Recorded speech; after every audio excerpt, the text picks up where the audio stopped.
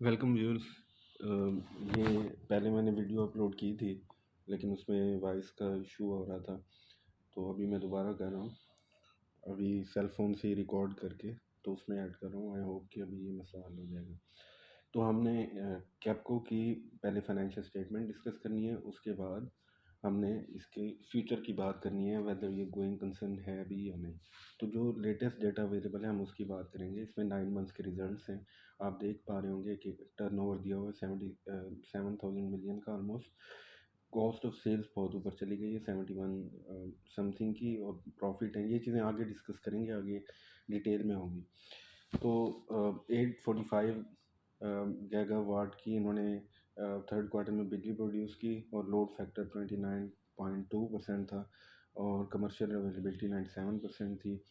इसके अलावा जो कंपनी ने अगर देखें टर्नओवर को, सेल्स को गीगावाट की यूनिट में, तो 3327 गीगावाट इन्होंने सेल की इसी पीरियड के दौरान, जो 9 मंथ पीरियड है। इसके अलावा आगे अगर देखें कि नेपरा के साथ इनके जो चल रहे हैं एक्सटेंशन के मामला, तो उनकी भी डिटेल देखेंगे आगे। और ये कुछ डायरेक्टर्स वगैरह के नाम हैं। और ये अभी हमारे पास आ गई बैलेंस शीट कंपनी की। इसमें लाइबिलिटीज़ वाला पोर्शन है। ऑथराइज कैपिटल आप देख रहे हैं, ये 36 ही है। और इसके अलावा अगर आगे देखें, ये 9 मंथ पीरियड का हम देख रहे हैं, 36 ऑलमोस्ट है। और इसके अलावा इशूड कैपिटल तो सेम ही है अभी, अनलेस कुछ इशू करें। कैपिटल रिज़र्व को आप देखें तो कैपिटल रिज़र्व भी सेम है। और अनअप्रोप्रिएटेड प्रॉफिट जो है, इसमें इजाफा हुआ है। अनअप्रोप्रिएटेड प्रॉफिट वो होता है जो डिविडेंड्स पे करने के बाद कंपनी अपने एक्सपेंशन के लिए और अपने अखराजात के लिए अपने पास रखती है। तो इसमें जब ऐड हुआ तो 55 से 57 हो गया। इसके अलावा लीज लाइबिलिटीज़ हैं, ये पिछली बार थी, इस बार नहीं है, तो इसका मतलब कंपनी ने पे ऑफ कर दी है। नेक्स्ट कॉन्ट्रैक्ट लाइबिलिटी है, इसका भी सेम ही है। 4.6 की थी ऑलमोस्ट, इस बार ज़ीरो है, तो ये पे कर दी होगी। ये लॉन्ग टर्म की थी। और इसके बाद डेफर्ड लाइबिलिटीज़ हैं, ये ऑलमोस्ट 3 टाइम्स लेस हुई हुई है, पहले से 9 से 3 पे आई हुई है। स्क्रीन पे आपको शो हो रहा होगा। इसके अलावा करंट लाइबिलिटीज़ को देखें। करंट लाइबिलिटीज़ का मतलब है विद इन अ ईयर पे होती हैं। Current portion of long term liabilities जो विद इन अ ईयर पे करना है। तो इसमें से कुछ पे हो गया होगा, कुछ होना होगा, और ये करंट पीरियड के दौरान यही कुछ चल रहा होगा। तो यहाँ पे अगर आप देखें तो इसमें तकरीबन 7105 से बढ़ के ये 17,000 हो गया इसका जो करंट पोर्शन लाइबिलिटी का। Same goes for current portion of contract liability. ये भी टोटल कॉन्ट्रैक्ट लाइबिलिटी में से जो करंट पोर्शन है, जो करंट ईयर में पे करना है, 14 से 8 पे आ गया। तो इसका मतलब काफ़ी सारा पे कर दिया होगा इन्होंने। नेक्स्ट अगर देखें फाइनेंसिस अंडर मार्कअप अरेंजमेंट्स, तो मार्कअप तो बढ़ा है, तो इस वजह से ये भी बढ़ गई 36 से 39। फिर आ गया प्रोविजन फॉर टैक्सेशन। ये नेट यहाँ पे आप देखें 858, पहले बिल्कुल भी नहीं था। और उसके बाद जो है, पहले ज़ीरो था, आपको शो हो रहा होगा। अनपेड डिविडेंड की अगर बात करें तो ये 4.4 बिलियन था, इस बार बिल्कुल नहीं है, तो इसका मतलब डिविडेंड पे कर दिया। अनक्लेम डिविडेंड थोड़ा सा बढ़ा है, और ये भी लोगों के एंड पे होता है, जो भी होता है 810 से 979 पे आ गया। इसके बाद नेक्स्ट एसेट वाली साइड पे देखें, प्रॉपर्टी प्लांट एंड इक्विपमेंट है। ये कम हो गया, तो इसका मतलब कुछ सेल ऑफ कर दिया होगा या डेप्रिशिएट हो गया होगा, इनमें से कुछ होगा। इंटेंजिबल एसेट्स के लिए भी ऐसे ही हुआ होगा, कुछ डिस्पोज ऑफ हो सकता है हो गया, या कुछ गुडविल पे कुछ असर हुआ। इंटेंजिबल में तो गुडविल गुडविल आती है। तो इसके अलावा राइट ऑफ यूज़ एसेट्स है, ये कम हो गया। और long term loans and deposits, याद रखिएगा ये वो लोन्स हैं जो कंपनी ने दिए हुए हैं, इसलिए एसेट में आए हुए हैं। तो ये तकरीबन 3 टाइम्स बढ़ गए। तो ये कंपनी के लोन्स हैं। स्टाफ रिटायरमेंट बेनिफिट, ये थोड़ा सा कम हो गया, 435 से 417 पे आया हुआ है। तो ये एसेट साइड है नॉन करंट एसेट के लिए, और ये करंट एसेट्स के लिए।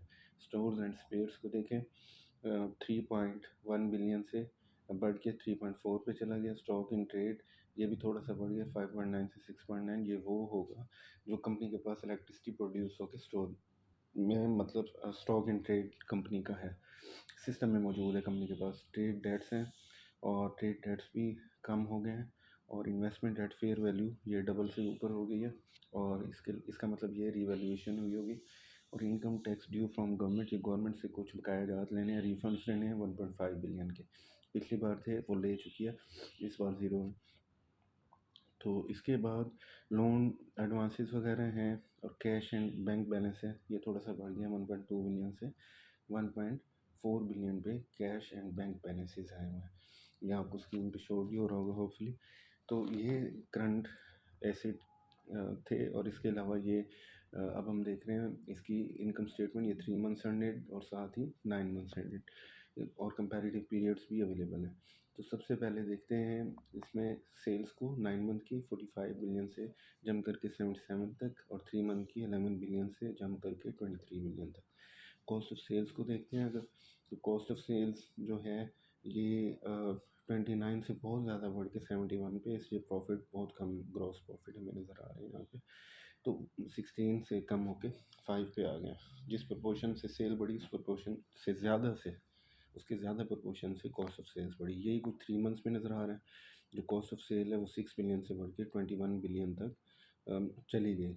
और यानी ऐसे कह लें कि रेवेन्यू डबल हुआ और कॉस्ट ऑफ सेल्स ऑलमोस्ट 4 गुना से थोड़ा सा कम। तो इस वजह से ग्रॉस प्रॉफिट 4.9 से 2.2 का। एडमिनिस्ट्रेटिव एक्सपेंसेस में भी थोड़ी सी कमी नज़र आ रही है, लेकिन 3 मंथ्स में ये डबल हो रहे हैं, 9 मंथ्स में थोड़ी सी कमी है।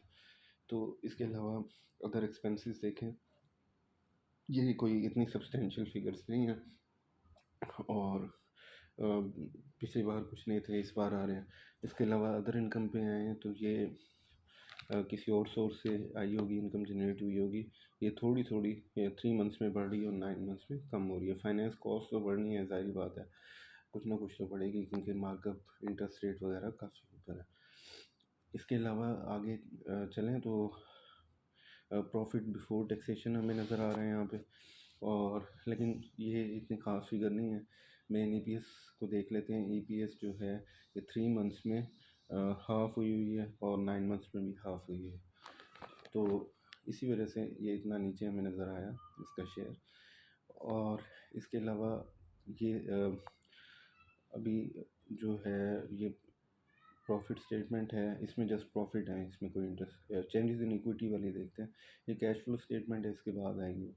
तो कैश फ्लो स्टेटमेंट में आपके समझने की चीज़ें नहीं हैं, इसमें जस्ट आप ओपनिंग एंड क्लोजिंग देख लें। ये डायरेक्ट मेथड से बनी हुई है, तो इनडायरेक्ट मेथड भी होता है। तो यहाँ पे देखने ये at the end of period और बिगिनिंग ऑफ पीरियड, तो ये कम 3 मंथ्स में बढ़ा हुआ है 34 से 38, 9 मंथ्स में कम हुआ है 43 से 37। तो 3 मंथ्स में पॉजिटिव चीज़। ये चेंजेस इन इक्विटी की आ गई। इसमें प्रॉफिट्स आते हैं, और जो उसमें से डिविडेंड पे हुए हैं वो आते हैं। तो इसको भी अगर आप देखना चाहें तो देख सकते हैं। इसमें अगर आप देखें डिविडेंड पे किया होगा पूरे साल का, इंटरिम भी फाइनल भी, सारे प्रॉफिट फॉर द ईयर होगा, उसमें से डिविडेंड लेस करेंगे तो एंड पे आ जाएगा। अब सबसे इम्पोर्टेंट जो चीज़ थी वो impact on going concern assumption due to expiry of PPA and generation licence, जो उस वक्त हमने बात की थोड़ी देर पहले, जो मैंने कहा इसे एक्सप्लेन करेंगे। ये सबसे इम्पोर्टेंट सेगमेंट है आज का जो हम डिस्कस कर रहे हैं। जो एग्रीमेंट था इनका 25 साल का, वो जैसे आपको पता है 2021 में एक्सपायर हो गया, और उसके बाद जो है कोई लिक्विडिटी के इश्यूज थे, कोई सेटलमेंट करनी थी गवर्नमेंट के साथ, उसकी वजह से 1 साल और लग गया, और अक्टूबर 2022 में ये फाइनली ख़त्म हो जाएगा। अब हुआ क्या, अब ये हुआ है कि इन्होंने खुद फॉरेन कंसल्टेंट से अपने प्लांट्स की जो यूज़फुल लाइफ है वो कैलकुलेट कराई है, तो उसमें अभी 10 साल और बचे हुए हैं। तो नेप्रा को इन्होंने फिर रिक्वेस्ट किया कि हमें कम से कम 10 साल का एग्रीमेंट दिया जाए। तो नेप्रा जो है और गवर्नमेंट अभी प्रोविजनल बेसिस पे इनसे इलेक्ट्रिसिटी बनवा रहे हैं। और इसी वजह से एक और जो चीज़ गवर्नमेंट ने इंट्रोड्यूस कराई है वो हम अभी देखेंगे आगे। उसमें क्या हुआ है कि ये indicative generation capacity expansion plan है। इसमें गवर्नमेंट जो भी किसी भी कंपनी से अब आगे से एग्रीमेंट करेगी अब से ऑनवर्ड, तो उसमें ईयर ऑन ईयर बेसिस पे उसको रिव्यू किया जाएगा, और उसमें अगर चेंजेस रिक्वायर्ड हुई तो वो की जाएंगी। तो इस एग्रीमेंट के तहत ये कैप्को को और बाकी लोगों को भी जो पावर प्लांट्स हैं इनको एक दी गई है सहूलत कि आप जो बल्क बायर होता है उसको सेल कर सकते हैं, यानी डायरेक्ट कोई बड़ा कस्टमर है उसको सेल करें।